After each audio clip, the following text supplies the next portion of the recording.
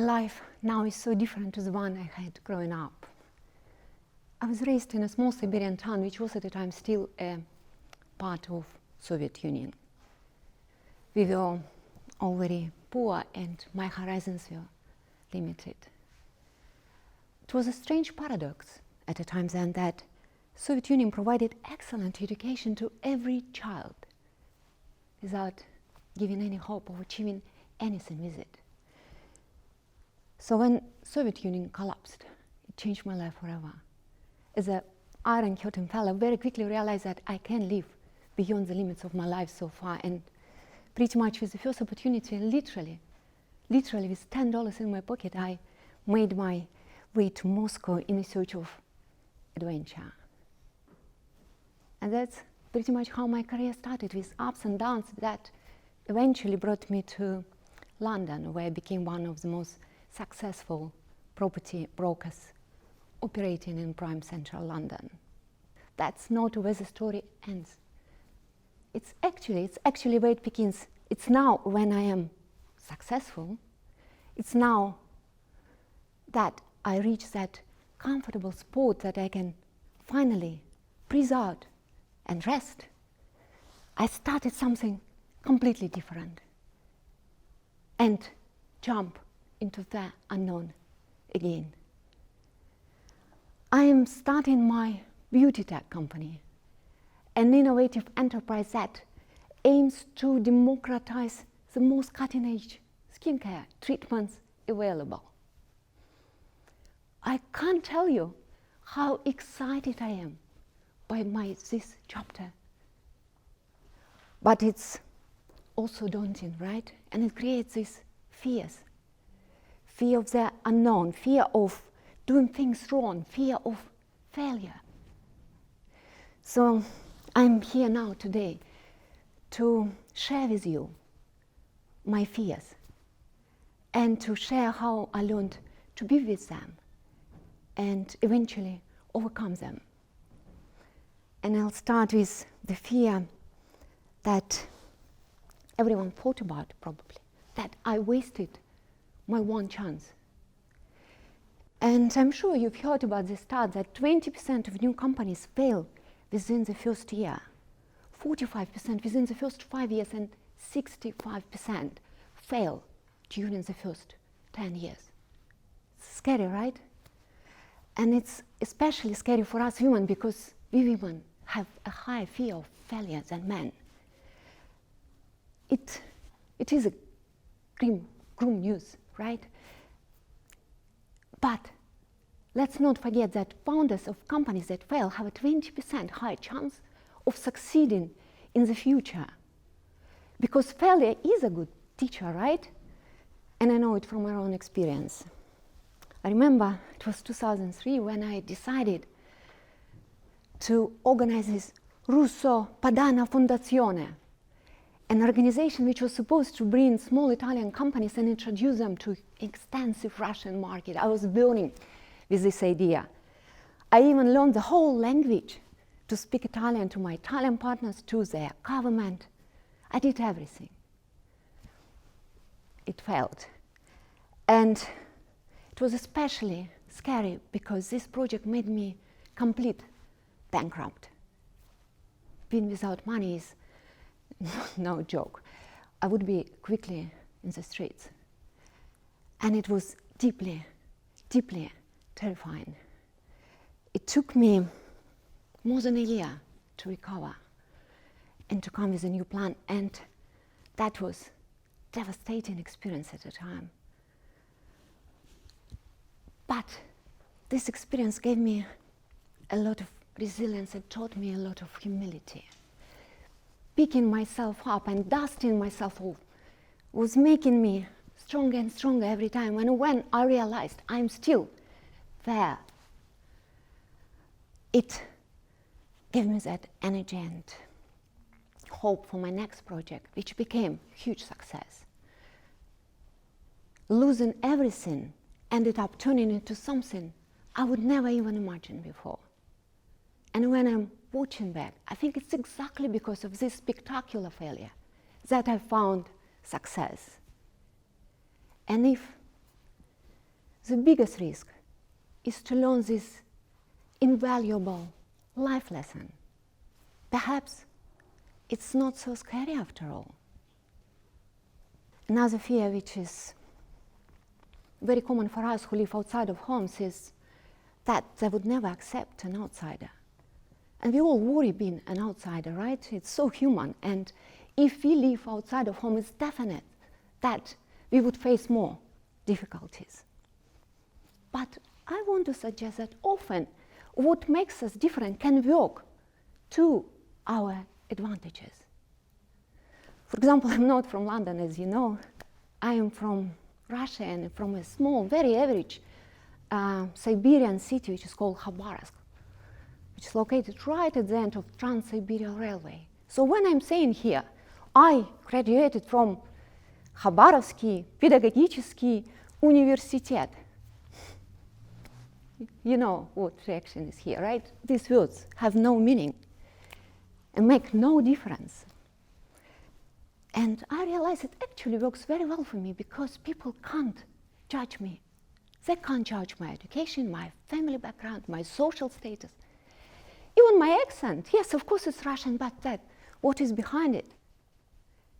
And of course, even now I'm sometimes mistaken for a KGB agent. That is such a great story for a dinner party, so I don't mind. And in comparison, my husband, who is English and who became a lawyer for one very big law firm, he still feels a bit uncomfortable because he didn't go to Oxford. And my very average university in the middle of Siberia does not make me feel bad at all. And of course, there are many more obstacles for every single individual to overcome. My position here would be to consider how being from somewhere else can set us apart and can give us unique perspectives. Because maybe we are not outsiders, maybe we are just special, right? Take a short walk down your local high street, and the likelihood that you'll encounter dozens of businesses set up by international entrepreneurial. Here is Italian delicatessen, Turkish patisserie, Caribbean hair salon. I am amused by these businesses, large and small, often run by women where people cleverly capitalized their idea and expertise that they brought from home. Yes, it takes huge leap of faith to do it in a new country, but don't forget that unique knowledge and traditions that you carry in your suitcase without even realizing it. It automatically makes us special. So use this, celebrate this. You never know where it could take you. Another fear is that it's very common to us women, because we women always think that we need to compromise, right, between family and work. When I had my little daughter Sophia, sometimes I was hugely overwhelmed. I remember needing to attend a meeting when Sophia was just 1 month old. I begged my mother-in-law to take Sophia. She wouldn't. I think she thought I had to be a good stay-at-home mother. But I really, really wanted to work, so I decided to take Sophia with me to the meeting, to the big office, open plan. Tens of lawyers were working there in complete silence. And I had to perform simultaneous translation because my client did not know any word in English. It was very intense, huge property deal. And then suddenly, Sophia starts crying. I rushed to feed her and to calm her down, and it helped.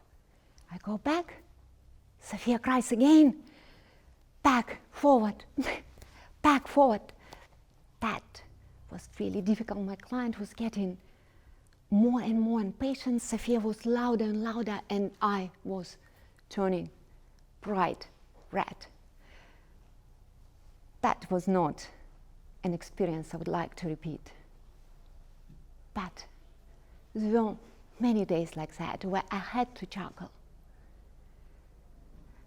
I can't lie. You will be exhausted. And there will be times when you would not want to leave your duvet when your alarm rings or your baby cries. But it's 100% worth it. The beauty of having a baby makes sense to it all. I think sometimes we women are haunted by a narrative either or. We are either beautiful or clever. We are either happy or successful. We are either maternal or ambitious. It's time to get rid of all these limiting beliefs. I don't see any reasons why we women can't continue to evolve professionally while enjoying a fulfilling family life and being a great parent. And the thing about the children that they're hugely intuitive. Of course I can tell my daughter, be courageous, be ambitious, but showing her make things even more powerful, because children sense what we feel and observe how we behave. And if I feel happy and satisfied, Sophia can feel it, and she creates the same for herself. In response, she teaches me to see things in a way I would never see without her, and dream about the future I could never do without her. So it's not a compromise we need to do either way.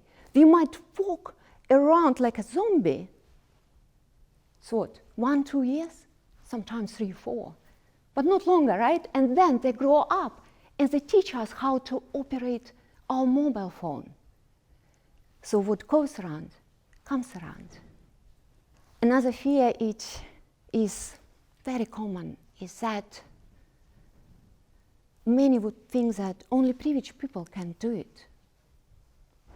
But really, to get your company up on its feet, it does not take a lot of money in many cases. Luckily, there are so many businesses like virtual assistant or wedding planner which don't require initial investment like office staff, etc. When Soviet Union collapsed, I left my home with very little money, right? And I never had any backup of my family wealth to get me started. So when I decided to do property business in UK, I just found that interesting angle, connecting Russian clients with property here. And it costed me what? £12 to register a UK company. And of course, lots of night flight, cheap tickets back and forward to Russia. I remember that year I set up 800 meetings, 4 or 5 meetings a day, every day. It was really intense. And the outcome? 5 property clients. I see disappointment on your face, right? But that's how we started, and that's where we started to grow our network from £12 and lots of persistence. And yes, of course, there are many businesses that require much bigger funding. My advice anyway would be to start small and grow steadily. Not to have a lot of money to begin with will teach us to be resourceful. And remember, necessity is a mother of invention. And one more fear is, it's especially common for startups because we are scared that our idea might be just implemented and we are too late. And I was one of those who would be hiding an idea of my new venture, being terrified that it could be copied or stolen. It's very common for us, for startups, because we expect it to be disruptive, novel, innovative, right? But if you think about it, the first one are those who are doing this heavy lifting. They are those who have to convince us to try a new service or a new product, to disrupt our routine and to jump on new opportunities. It takes usually much longer to change our view, right? But if the market allows. The second one will come with a product or service that you already tried and liked, but better, cheaper, higher speed, right? So don't be disappointed if your idea has been just done by others. We all a bit dislike competition, right? But in some ways it's such a good thing. And if your idea has been implemented by others, it means that it's been validated. It has this starting point, benchmark from which it could start growing. So be happy for others, cheerlead your competitors, and then figure out how to get you a cut above others. As you see, I'm no stranger to fears, right? And I bet every single one of us will have experienced some fears in some ways. But while feeling anxieties is pretty normal, they often come with this persuasive chatter in our head to lay back, to stay low, and to avoid risk. But I am here asking you today to keep feeling these fears, to let them be with you, but to make this step forward regardless. Yes, feeling anxieties is absolutely normal, but let them energize you. This nerve in your body, butterflies in your stomach, it's not only the warning that you can fall down, but also a reminder how far you can go. So nurture your spirit of adventure and passion for what you do. And good luck to all of us.